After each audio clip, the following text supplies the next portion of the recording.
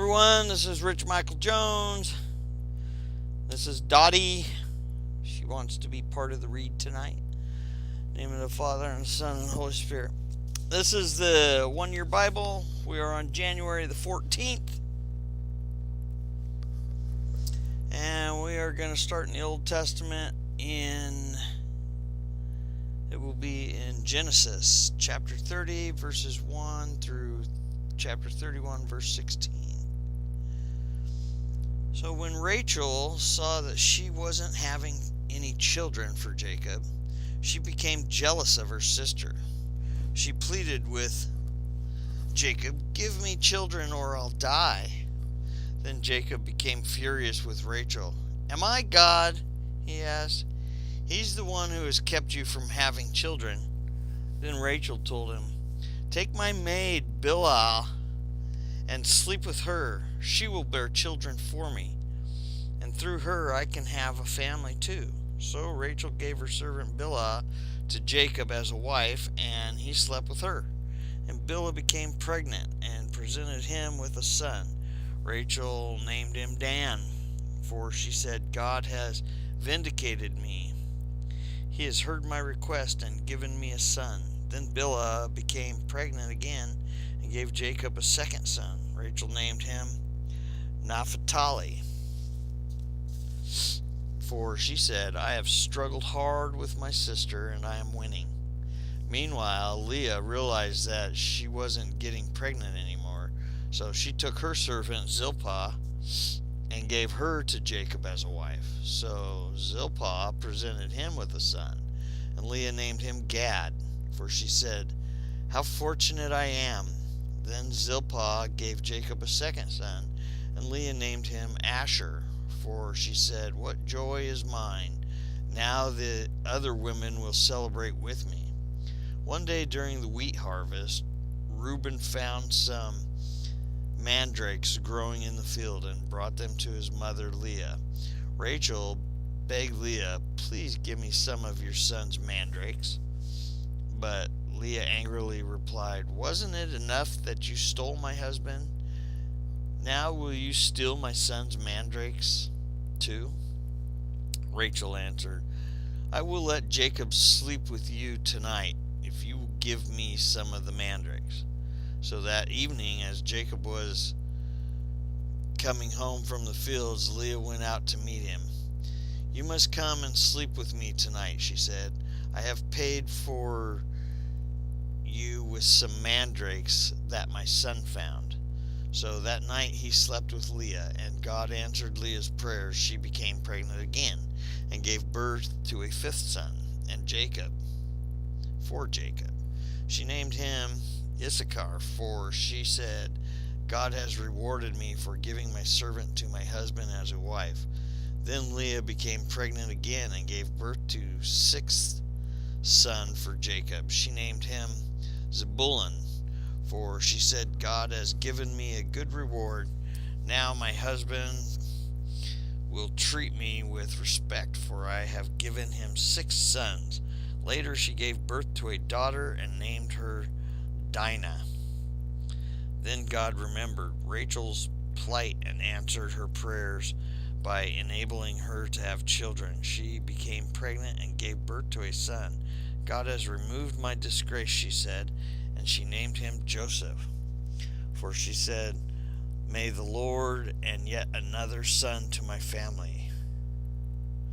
Soon after Rachel had given birth to Joseph, Jacob said to Laban, "Please release me so I can go home to my own country. Let me take my wives and children, for I have earned them by serving you, and let me be on my way. You certainly know how hard I have worked for you." "Please listen to me," Laban replied. "I have become wealthy, for the Lord has blessed me because of you.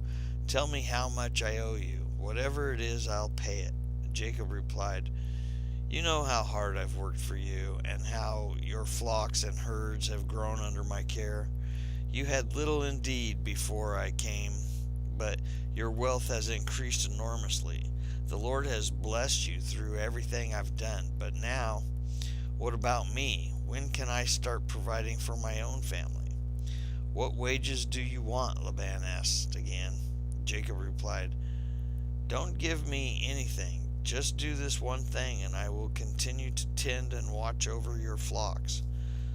Let me inspect your flocks today and remove all the sheep and goats that are speckled or spotted, along with all the black sheep. Give these to me as my wages. In the future, when you check on the animals you have given me as my wages, you'll see that I have been honest. If you find in my flock any goats without speckles or spots, or any sheep that are not black, you will know that I have stolen them from you. All right, Laban replied, it will be as you say. But that very day Laban went out and removed the male goats that were streaked and spotted, all the female goats that were speckled and spotted, and or had white patches, and all the black sheep. He placed them in the care of his own sons, who took them a 3 days journey from where Jacob was. Meanwhile, Jacob stayed and cared for the rest of Laban's flock. Then Jacob took some fresh branches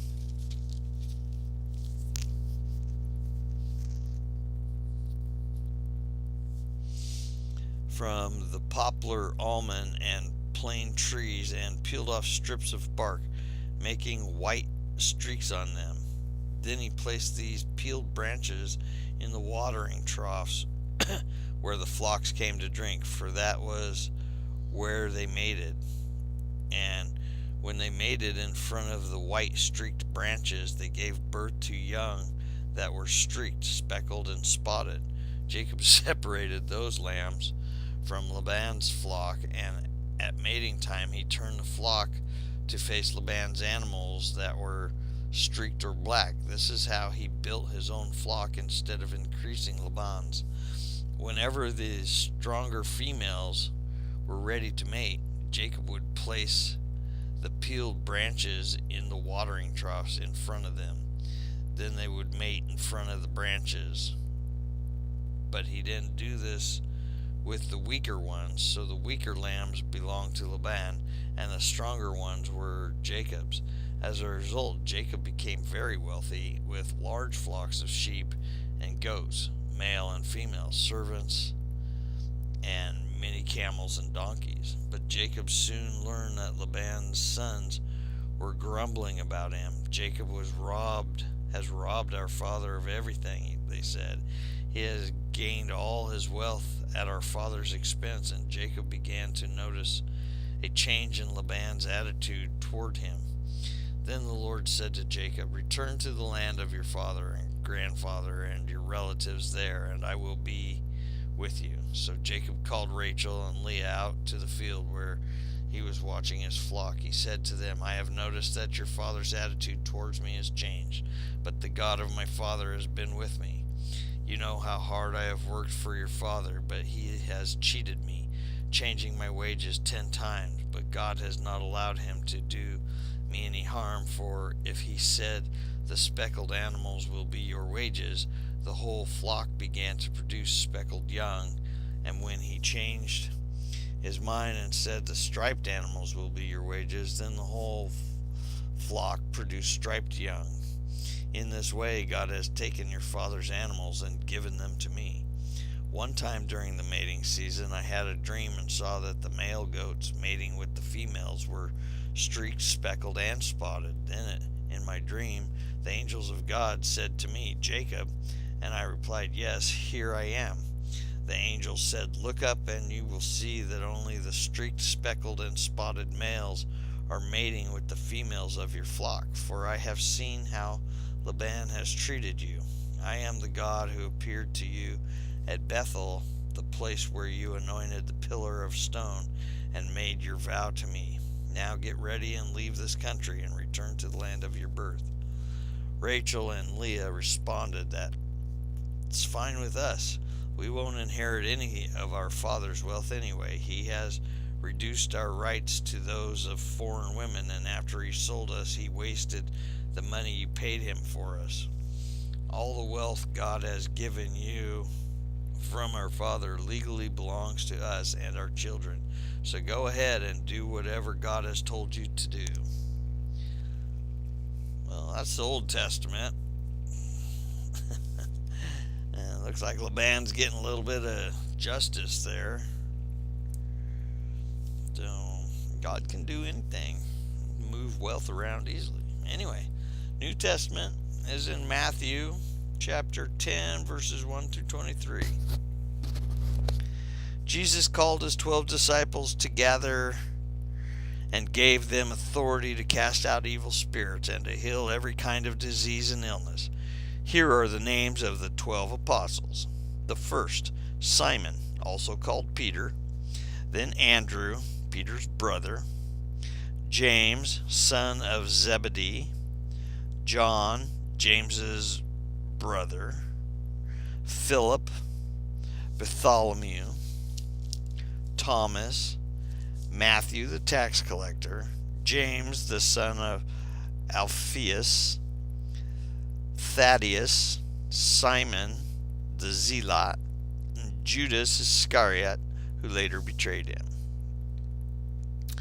Jesus sent out the 12 apostles with these instructions: don't go to the Gentiles or the Samaritans, but only to the people of Israel, God's lost sheep. Go and announce to them that the kingdom of heaven is near. Heal the sick, raise the dead, cure those with leprosy, and cast out demons. Give as freely as you have received. Don't take any money in your belts, no gold, silver, or even copper coins. Don't carry a traveler's bag with a change of clothes and sandals or even a walking stick. Don't hesitate to accept hospitality, because those who work deserve to be fed. Whenever you enter a city or a village, search for a worthy person and stay in his home until you leave town. When you enter the home, give it your blessing. If it turns out to be a worthy home, let your blessing stand. If it is not, take back the blessing. And if any household or town refuses to welcome you or listen to your message, shake its dust from your feet as you leave. I'll tell you the truth, the wicked cities of Sodom and Gomorrah will be better off than such a town on the judgment day. Wow, what is that? That's in Matthew chapter 10, verses 5 through 15. Anyway, that's yeah. Don't take any money, no gold, silver, or even copper coins, and don't carry a traveler's bag, change your clothes, or sandals, or a walking stick. Don't hesitate to accept hospitality, because those who work deserve to be fed. Whenever you enter a village, search for the worthy person and stay in his home until you leave town. And when you enter the home, give it your blessing. If it turns out to be a worthy home, let your blessing stand. And if not, take back the blessing. Some people, you just can't tell. Anyway, let's go on. Verse 16. Look, I am sending you out as sheep among wolves, to be as shrewd as snakes and harmless as doves. But beware, for you will be handed over to the courts and will be flogged and whipped in the synagogues. You will stand trial before governors and kings because of you are my followers, but this will be your opportunity to tell the rulers and the other unbelievers about me. When you are arrested, don't worry about how to respond or what to say. God will give you the right words at the time. For it is not you who will be speaking, it will be the Spirit of your Father speaking through you. A brother will betray his brother to death. A father will betray his own child, and children will rebel against their parents and cause them to be killed. And all nations will hate you because you are my followers. But everyone who endures to the end will be saved. And when you are persecuted in one town, flee to the next. I tell you the truth, the Son of Man will return before you have reached all the towns of Israel. Well, now, isn't that a great read? Anyway, I'm sure that makes sense to a lot of you. Makes sense to me. Anyway, Psalms chapter 12, verse 1 through 8. Help, O Lord, for the godly are fast disappearing. The faithful have vanished from the earth. Neighbors lie to each other, speaking with flattering lips and deceitful hearts. May the Lord cut off their flattering lips and silence their boastful tongues. They say, we will lie to our heart's content. Our lips are our own. Who can stop us? The Lord replies, I have seen violence done to the helpless, and I have heard the groans of the poor. Now I will rise up to rescue them as they have longed for me to do. The Lord promises are pure like silver refined in a furnace, purified 7 times over. Therefore, Lord, we know you will protect the oppressed, preserving them forever from this lying generation, even though the wicked strut about and evil is praised throughout the land. Isn't that the truth? Anyway, in Proverbs, joyful is the person who finds wisdom. The one who gains understanding, for wisdom is more profitable than silver.